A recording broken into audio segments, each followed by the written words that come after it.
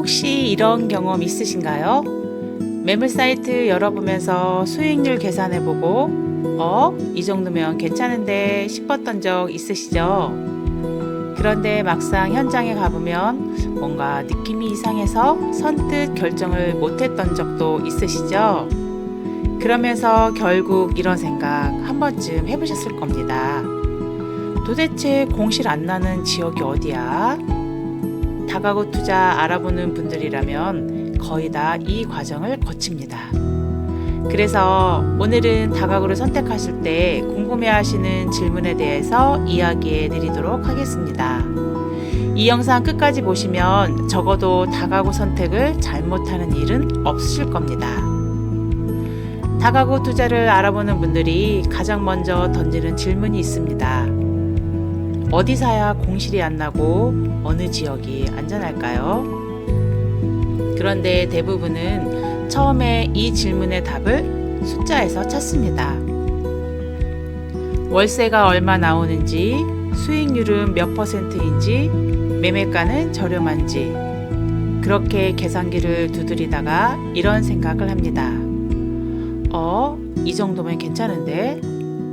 밤마다 매물 사이트를 열어보고 지도를 확대해가며 좋은 지역을 찾고 그러다 정말 마음에 드는 매물을 발견합니다.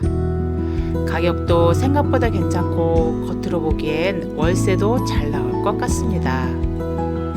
기대를 안고 현장 가보면 느낌이 이상해서 결정 못하신 적 있으시죠?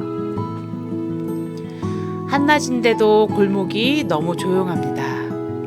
편의점 앞에 사람이 없고 버스 정류장도 썰렁합니다. 근처 상가는 비어있고 길을 걷는데 이상하게 생기가 없습니다.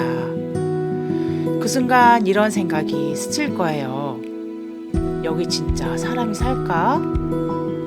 그런데 초보 때는 그 불안감을 그냥 넘기는 경우가 많습니다. 머릿속에서는 이미 수익률 계산이 끝나 있기 때문이죠. 그래도 숫자는 괜찮잖아. 신축인데 뭐 괜찮겠지. 여기 가까우니까 금방 차겠지.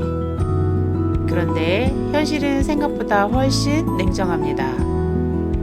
많은 분들이 공실 없는 지역이라고 하면 무조건 비싼 동네를 떠올립니다. 강남, 신축 또는 역세권, 물론 중요하죠. 그런데 임장을 계속 다니다 보면 의외의 장면들이 눈에 들어옵니다.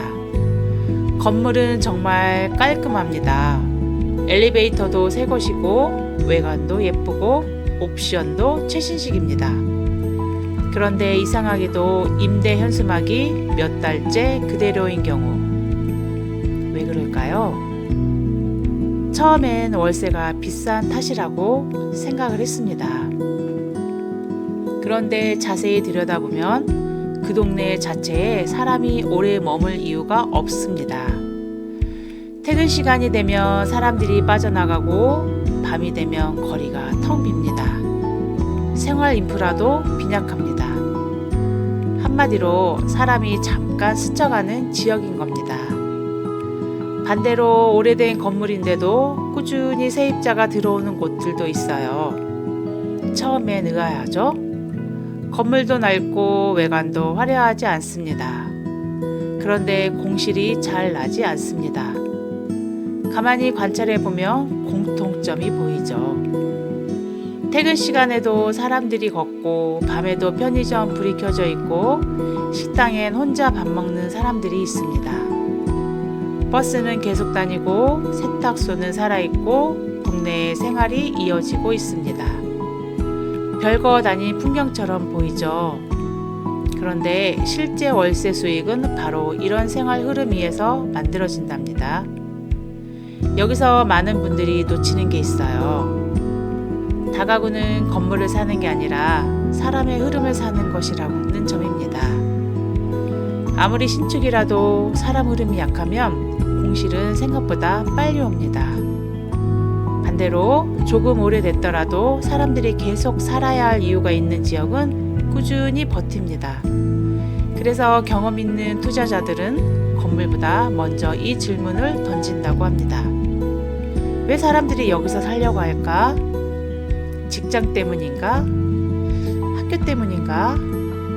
또는 교통 때문인가? 생활 편리 때문인가? 이 이유가 분명한 지역은 시간이 지나도 사람이 남습니다. 그리고 결국 그런 곳들이 공실이 적습니다.